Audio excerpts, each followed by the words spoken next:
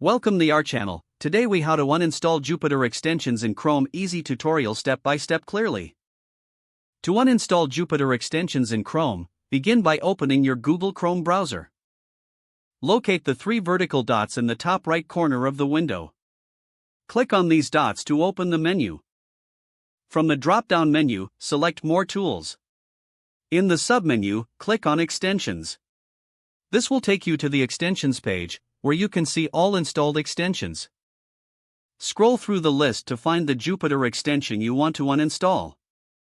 Once you find it, look for the toggle switch next to the extension. To uninstall, click on the Remove button associated with that extension.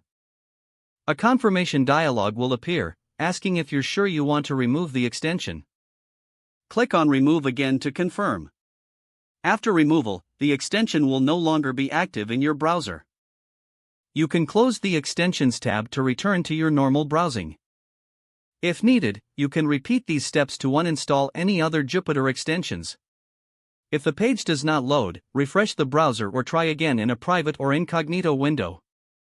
Make sure you are using the correct email address, then retype it carefully to avoid small typos. If your password is not accepted, use the reset option and create a new strong password you can remember. Check your spam folder for verification or security emails, then complete any requested confirmation steps. Enable two-factor authentication if available to improve account security and reduce unauthorized access risk. After signing in, review your profile details so your contact information and settings are accurate and current.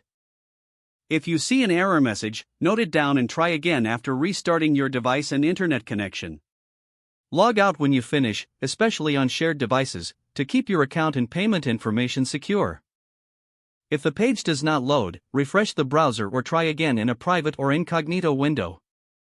Make sure you are using the correct email address, then retype it carefully to avoid small typos. If your password is not accepted, use the reset option and create a new strong password you can remember.